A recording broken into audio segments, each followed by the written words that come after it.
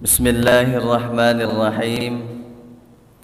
Assalamualaikum warahmatullahi wabarakatuh.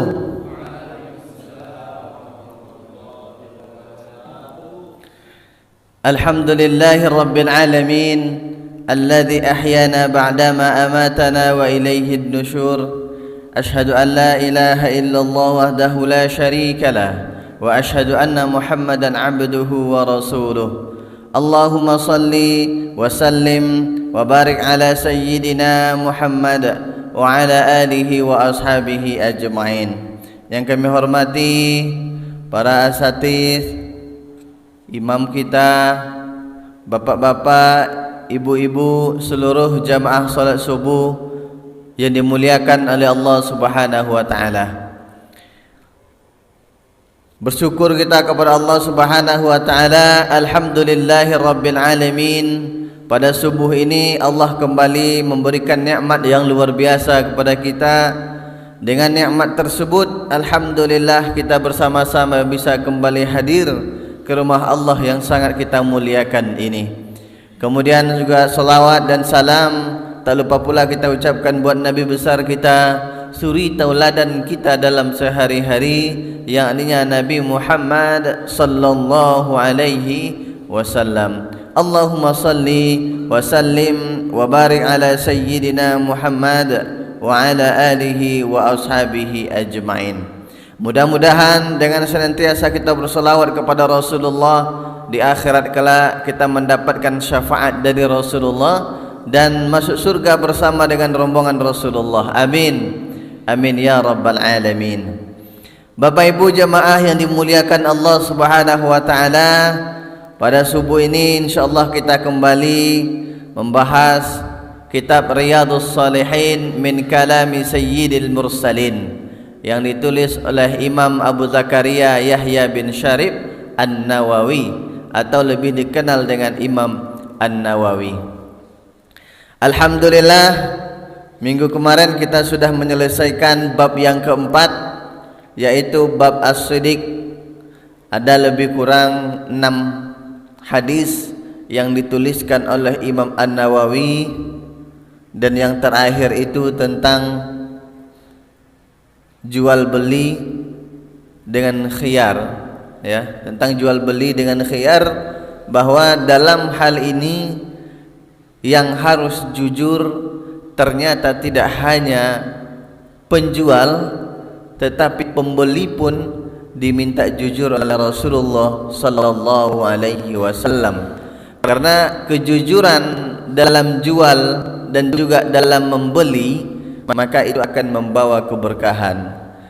Ketika salah satu saja yang tidak jujur, maka akan menghilangkan keberkahan dalam jual beli tersebut. Itu hadis yang terakhir yang diriwayatkan oleh Abi Khalid Hakim bin Hizam radhiyallahu anhu. Hari ini insyaallah kita akan mencoba melanjutkan kepada bab yang kelima, ya. Bab yang kelima, total bab dalam kitab Riyadhus Shalihin ini lebih kurang 546 bab. Kita baru sampai bab yang kelima, tapi belum mulai ini. Ya, berarti ada lebih kurang 500 bab ke depan lagi.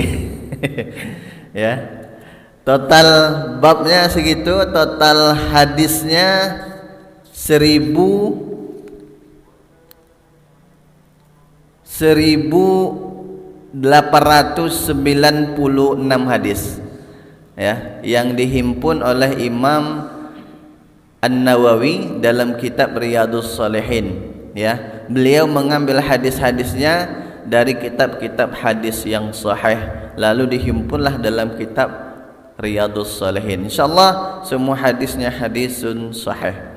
Karena hadis itu Bapak Ibu ada yang hadis sahih, ada yang hadis dhaif. Bahkan ada hadis yang mardud ataupun maudhu'. Maudhu' itu artinya ditolak. Ataupun hadis palsu lah, ibarat bahasa hadis palsu. Dan hadis palsu tidak bisa dijadikan sebagai landasan hukum. Baik Bapak Ibu yang dirahmati Allah Subhanahu wa taala, bab yang kelima yang disusun oleh Imam An-Nawawi disebut sebagai babul muraqabah. Babul muraqabah. Kemarin ada yang bertanya babul muraqabah itu apa Ustaz? Saya salah jawab. Saya kira kemarin ini bab muqarabah. Dia ada muraqabah, ada bab muqarabah. Kalau muqarabah merasa dekat, ya, merasa dekat. Kalau muraqabah, raqib, itu artinya pengawasan. Muraqabah, merasa diawasi, ya, merasa diawasi. Jadi muqarabah itu adalah perasaan di mana kita selalu merasa diawasi oleh Allah Subhanahu wa taala. Dimanapun kita berada, kita merasa diawasi oleh Allah Subhanahu wa taala. Maka Imam Al-Qushairi pernah mengatakan muraqabah itu adalah keadaan seseorang yang meyakini sepenuh hati bahwa Allah selalu melihat dan mengawasi makhluknya. Maka di sini sebenarnya ada dua. Dalam muraqabah ini ada dua hal yang perlu kita pahami. Yang pertama, Allah Maha mengawasi atau Allah Maha mengetahui. Ya. Kita tahu itu insyaallah bahwa Allah Maha mengetahui. Tapi yang kedua ini perlu juga ada dalam hati kita. Apa itu? Ketika Allah, yakin kita Allah Maha mengetahui, maka akan muncul perasaan yang kedua bahwa kita selalu diawasi oleh Allah Subhanahu wa taala. Kadang ini yang lupa, ya. Kadang kita hanya tahu Allah Maha mengetahui, ya sudah, cukup, ya. Allah Maha mengetahui, kita tahu itu, ya. Tapi yang kedua ini apakah kita ada enggak dalam hati kita bahwa kita diawasi oleh Allah Subhanahu wa taala? Maka sesungguhnya inilah puncak iman, ya. Maka dalam hadis yang diriwayatkan oleh Amirul Mukminin Umar bin Khattab itu, dan ini nanti akan menjadi hadis yang pertama, ada tingkatan. Yang pertama Islam, ya, 5 rukun Islam yang disebutkan langsung di situ. Yang kedua iman, beriman kepada Allah, ada 6 rukun iman. Dan yang ketiga adalah ihsan namanya. Nah, inilah ihsan itu. Ihsan itu kita beribadah seakan-akan dilihat Allah, ya, merasa bahwa kita itu diawasi dan dilihat oleh Allah Subhanahu wa taala. Ketika kita tidak melihat Allah, maka sesungguhnya Allah akan selalu melihat kita. Ini muqarabah namanya. Maka yang pertama Islam sudah kita jalankan, iman juga sudah kita jalankan, rukun yang 6. Insyaallah hati kita beriman kepada Allah Subhanahu wa taala, maka akan muncul yang ketiga ihsan. Ya, ihsan. Maka nikmat ihsan inilah yang perlu kita cari ini, ya. Kalau benar Islam kita, benar juga iman kita, muncullah yang ketiga ini, ihsan. Ketika ihsan ini ada dalam hati kita dan kita sadar akan hal itu, muncul yang terakhir apa itu? Akhlakul karimah. Inilah puncak keimanan itu, ya, akhlakul karimah. Ketika kita sudah merasa diawasi oleh Allah Subhanahu wa taala dan kita tahu bahwa Allah Maha mengawasi, Maha mengetahui segala sesuatu, maka apapun yang kita lakukan dalam kehidupan sehari-hari insyaallah akan dibimbing kepada kebaikan demi kebaikan demi kebaikan. Nah, inilah muraqabah, bukan muqarabah, ya. Beda tipis saja muqarabah dengan muraqabah, ya. Bapak Ibu yang dirahmati Allah Subhanahu wa taala, maka dalam hal ini seperti mana biasanya Imam An-Nawawi sebelum melanjutkan kepada hadis Nabi, beliau menyampaikan ataupun menuliskan dalam kitabnya ayat-ayat Al-Quran sebagai muqaddimahnya. Artinya sebagai penguat dari hadis-hadis nantinya. Ayat yang pertama yang dituliskan oleh Imam An-Nawawi adalah surah Asy-Syu'ara ayat yang ke-218 dan 219. A'udzu billahi minasyaitonir rajim. Bismillahirrahmanirrahim. Alladzi yaraka hina taqum wa taqallubuka fis sajidin. Surah Asy-Syu'ara. Artinya apa? Yang melihat engkau, alladzi yaraka hina taqum, yang melihat engkau ketika berdiri, wa taqallubuka fis sajidin, dan melihat perubahan gerakan badanmu di antara orang-orang yang sujud. Bapak Ibu dirahmati Allah Subhanahu wa taala, maka ayat ini sesungguhnya memberikan pengetahuan bagi kita ataupun menyadarkan kepada kita bahwa Allah itu Maha mengetahui. Alladzi yaraka hina taqum. Allah mengetahui ketika kita berdiri. Berdiri di sini adalah maksudnya adalah salat. Salat baik itu salat berjamaah ataupun salat sunnah sendiri di rumah. Allah Maha tahu itu. Ya. Allah Maha tahu. Maka sesungguhnya ketika ini muraqabah ini bisa tertanam di hati kita, maka akan terhindar dari sifat yang namanya sifat riya. Kita beribadah tidak karena sesuatu lagi, tidak karena makhluk lagi, ya, tapi sudah benar-benar karena lillahi ta'ala, karena Allah Subhanahu wa taala. Tengah malam berdiri sujud salat 2 rakaat, 3 rakaat ataupun bahkan berlebih, tak ada orang yang tahu, tetapi Allah Subhanahu wa taala tahu. Hina taqum. Allah Maha mengetahui ketika kamu berdiri, ya, dimanapun kita itu. Allah Maha mengetahui, sekalipun kita di tempat yang gelap gulita, Allah Maha melihat. Wa taqallubuka fis sajidin, dan Allah mengetahui seluruh gerakan kita ketika kita sujud.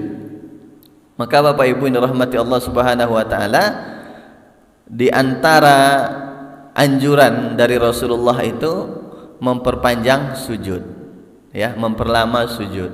Kenapa? Karena di waktu sujud itulah seorang hamba sangat dekat dengan Rabbnya.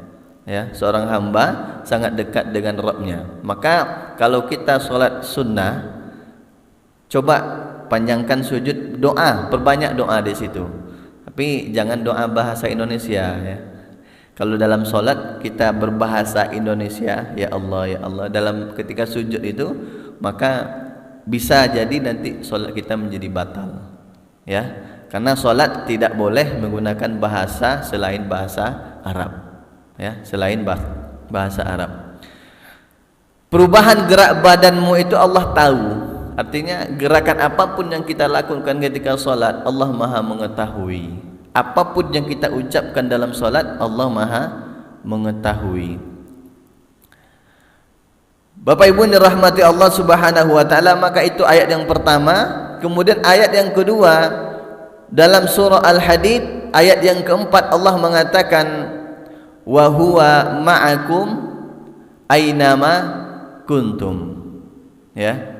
Sesungguhnya wa huwa, dan Allah itu, Allah Subhanahu wa taala bersama kamu dimanapun engkau berada. Nah, inilah Allah mengetahui dan Allah mengawasi kita dimanapun kita berada. Ayat ini menggambarkan pengawasan Allah Subhanahu wa taala, bukan menjelaskan bahwa Allah itu ada di semua tempat ada, ya. Maksud di semua tempat ada itu adalah pengawasan Allah Subhanahu wa taala, ya. Pengawasan Allah Subhanahu wa taala meliputi dimanapun kita berada, Allah tahu. Allah tahu. Ayat yang ketiga dalam surah Ali Imran, Allah Subhanahu wa taala mengatakan innallaha la yakhfa 'alaihi syai'un fil ardi wala fis sama'.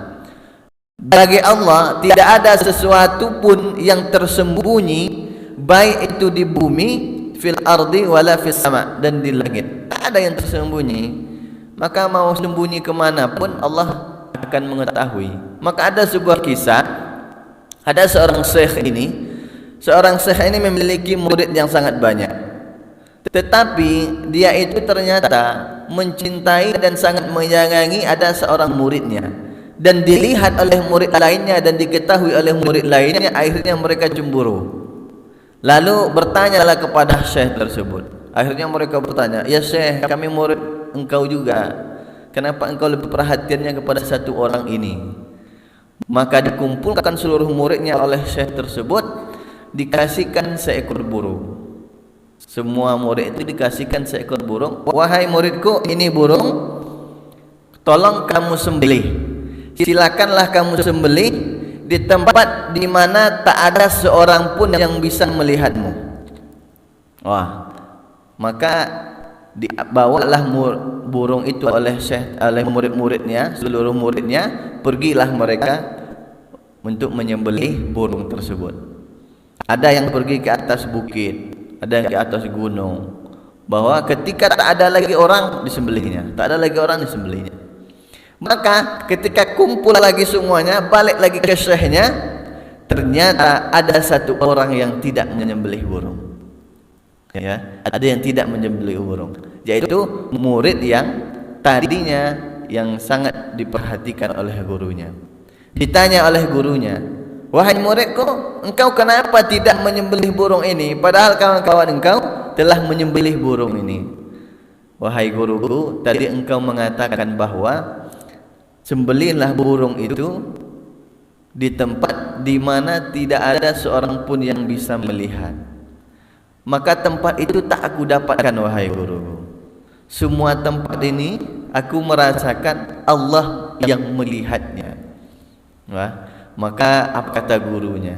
"Wahai seluruh muridku, ketahuilah oleh kalian, inilah sebabnya kenapa aku sangat mencintai muridku ini.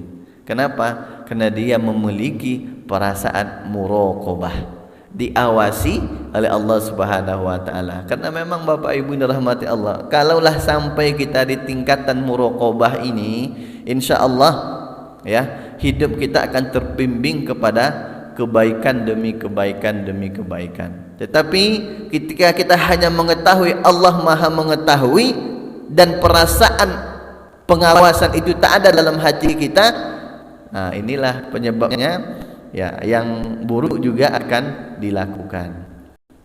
Bapak Ibu dirahmati Allah Subhanahu wa taala, itu ayat yang ketiga yang dituliskan oleh Imam An-Nawawi dalam kitabnya Innallaha la yakhfa, tidak ada yang tersembunyi bagi Allah. Ya, tidak ada yang tersembunyi. Bagaimanapun kita sembunyi, Allah mengetahui. Ya.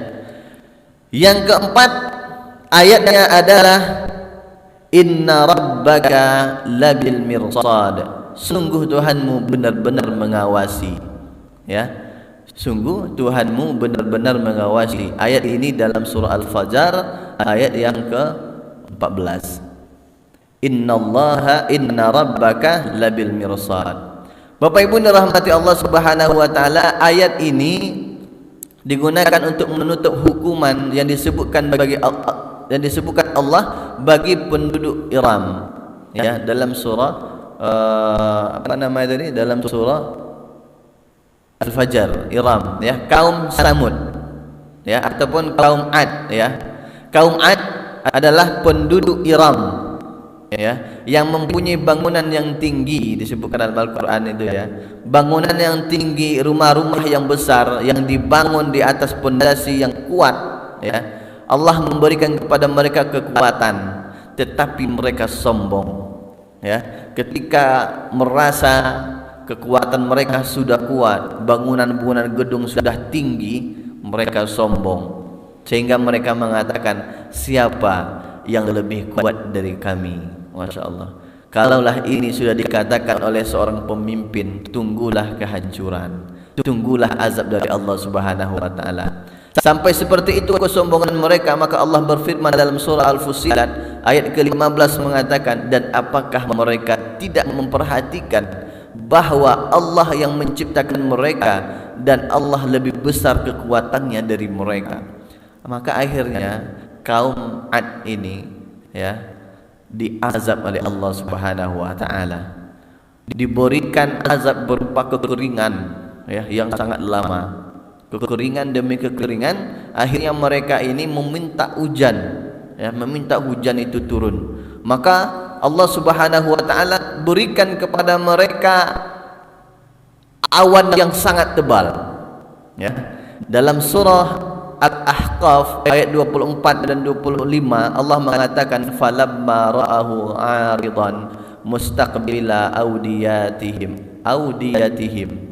maka tatkala mereka itu melihat awan yang begitu tebal yang akan membawa, dan mereka mengira inilah yang akan menurunkan hujan nanti untuk kebun-kebun mereka, untuk lembah-lembah mereka, ya, untuk lembah-lembah mereka. Qalu hadza 'aridun mumtiruna bal huwa mastajaltum bihi rihun fiha adzabun alim. Tetapi Allah Subhanahu wa taala telah menegaskan, mereka kira awan tadi ini adalah awan yang akan membawa hujan, yang akan menyuburkan tanaman mereka, yang akan mengairi lembah-lembah mereka. Ternyata Allah kirimkan di situ sekaligus rihun fiha adzabun alim, angin yang sangat kuat yang membawa azab yang sangat pedih, ya, azab, diazab oleh Allah Subhanahu wa taala. Tudammiru kulla syai'in bi amri rabbiha fasbahu la yura illa masakinuhum kadzalika nadlil qaumal mujrimin. Apa yang tertinggal ketika azab itu datang? Tak ada yang tertinggal Bapak Ibu kecuali bekas-bekas rumah kaum Ad saja, ya. Bekas-bekas rumah habis semuanya, ya. Orang-orang yang ada, kaum-kaum yang ada ketika itu bertebangan, ya, seperti kapas terbang karena kuatnya angin. Bahkan diriwayatkan bahwa dalam 1 minggu kaum Ad ini diazab oleh Allah Subhanahu wa taala, habis semuanya karena kesombongan mereka itu. Diazab dalam 1 minggu, diturunkan awan yang begitu gelap disertai dengan angin yang begitu kencang yang menghancurkan seluruh penduduk ketika itu. Bapak Ibu dirahmati Allah Subhanahu wa taala, itu ayat yang keempat, inna rabbaka labil mirsad. Ayat yang kelima yang dituliskan oleh Imam An-Nawawi adalah surah Ghafir ayat yang ke-19. Ya'lamu kha'inatal a'yun wa ma tukhfis sudur.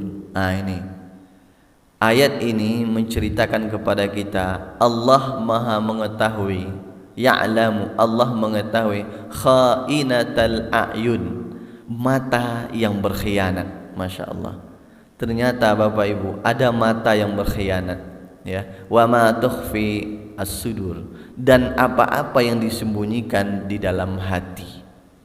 Mata adalah nikmat dari Allah Subhanahu wa taala. Ketika mata digunakan untuk melihat yang baik, maka mata itu akan membawa hal kebaikan.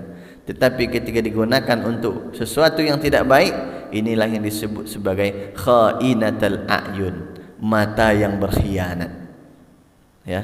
Kadang melihat orang dengan sinis, ya. Melihat orang dengan sinis, pandangan mata sinis, ya. Kadang orang tak tahu bahwa dia itu sinis, tapi matanya menunjukkan dia sinis.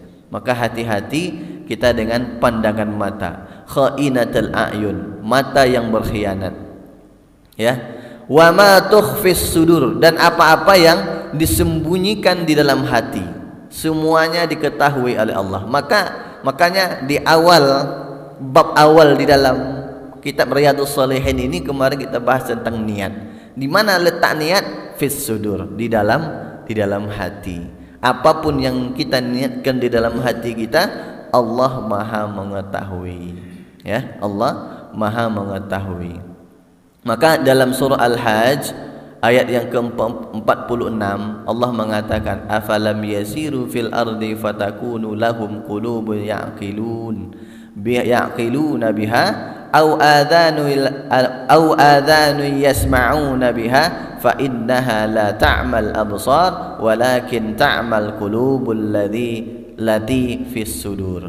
Nah, ini dalam penjelasan ayat ini sebenarnya, ya, Imam Utsaimin mengatakan bahwa sebenarnya Allah Subhanahu wa taala telah menjawab keraguan-raguan manusia. Kebanyakan orang saat ini, apa keraguannya?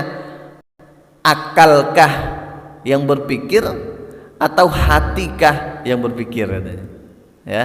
Maka dalam ayat surah Al-Hajj ini Allah menegaskan lahum qulubun ya'qiluna biha. Mereka itu memiliki hati, ya, memiliki hati yang berpikir dengan hati tersebut.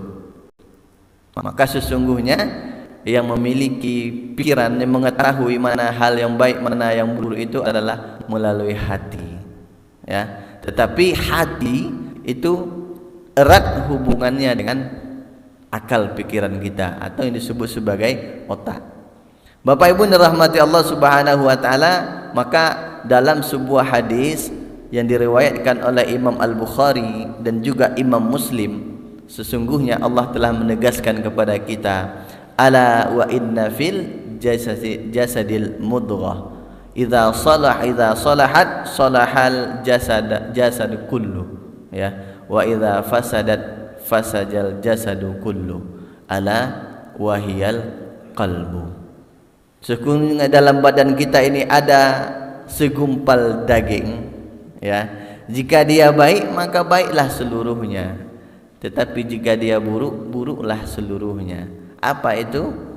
Itu adalah qalbu, adalah hati. Di mana letak hati? Qalbu itu fis sudur, di dada kita, ya, di dada kita. Bapak Ibu yang dirahmati Allah Subhanahu wa taala, maka inilah, ya, muraqabah, bab yang kelima yang disebutkan oleh Imam An-Nawawi, bahwa kita merasakan pengawasan Allah dan kita mengetahui Allah Maha mengawasi, ya. Allah Maha mengawasi, dan dengan demikian kita mengetahui sesungguhnya apapun yang kita lakukan di muka bumi ini Allah mengawasi.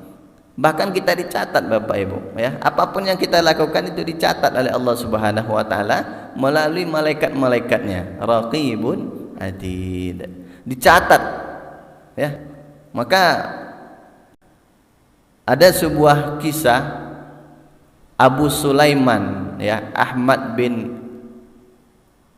Abu Sulaiman bin Ahmad bin Atiyah, ya, seorang syekh, seorang guru, ya. Ada sebuah kisah tatkala dia pergi ke Mekah Al-Mukarramah, ya. Tatkala dia pergi ke Mekah Al-Mukarramah, dalam perjalanan dia bertemu dengan seorang pemuda. Pemuda ini dalam perjalanannya sibuknya apa? Sibuknya membaca Al-Quran dan membaca Al-Quran. Ketika dia berhenti, sibuknya adalah solat sunat. Maka mereka berangkat ini bersamaan.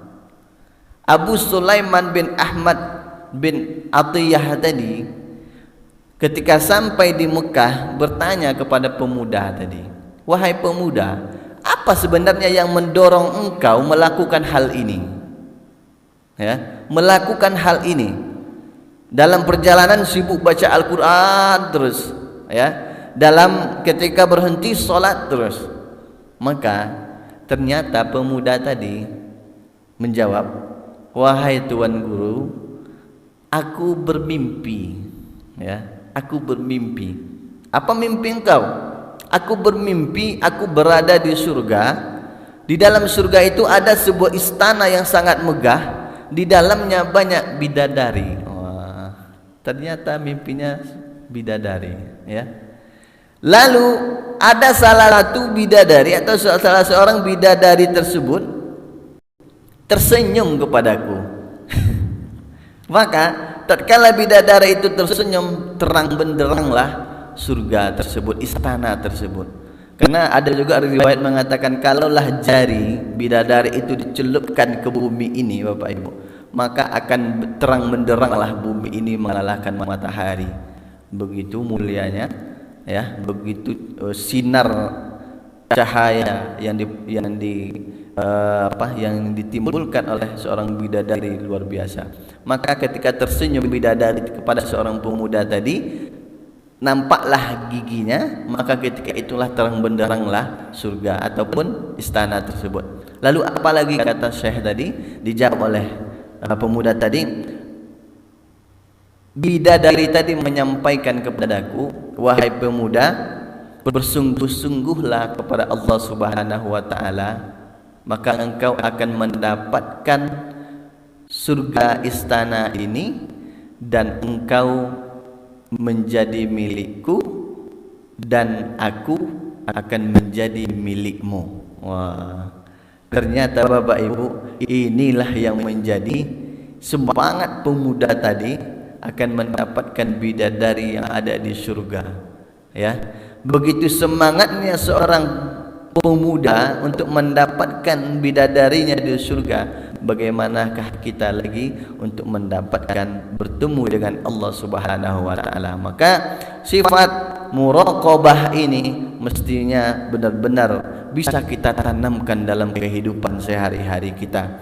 Tak bisa kita merasa diawasi, tapi ketahuilah Allah Maha mengawasi. Allah Maha mengawasi. Itulah mungkin kajian kita pada kesempatan ini. Hadisnya lumayan panjang, ada lebih kurang 1 halaman. InsyaAllah minggu depan kita bahas hadisnya, karena kalau dibahas sekarang sepertinya tidak mencukupi waktunya, ya. Kita hanya mulai di muqaddimah saja, bahwa di dalam ayat Al-Quran Allah telah menegaskan bagaimana kita mestinya bisa benar-benar muraqab kepada Allah Subhanahu wa taala. Orang-orang yang sebenarnya belajar ilmu tasawuf, mereka inilah yang dicari, merasa diawasi oleh Allah, maka setiap tindakan mereka akan melakukan hal-hal yang baik, tidak akan melakukan keburukan, karena akan ada Allah yang selalu mengawasi mereka. Bapak Ibu yang dirahmati Allah Subhanahu wa taala, inilah pembahasan pada subuh ini. Mudah-mudahan ini bermanfaat bagi kita bersama. Kalau ada yang ingin ditanyakan, dipersilakan, ya. Kalau tidak ada, kita cukupkan.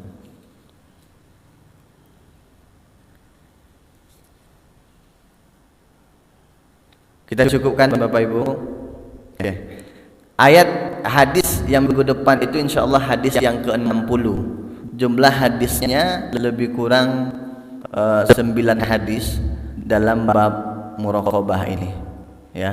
Mudah-mudahan bisa kita selesaikan, ya. 9 hadis. Oke. Bapak Ibu yang dirahmati Allah Subhanahu wa taala, 9 betul, 9 hadis. Demikianlah kajian subuh kita pada subuh ini. Mudah-mudahan bermanfaat bagi kita bersama, dan saya mohon maaf atas segala kekurangan dan kekhilafan. Kita tutup dengan sama-sama membacakan doa kafaratul majlis. Subhanakallahumma wa bihamdika asyhadu an la ilaha illa anta astaghfiruka wa atubu ilaik. Wassalamualaikum warahmatullahi wabarakatuh.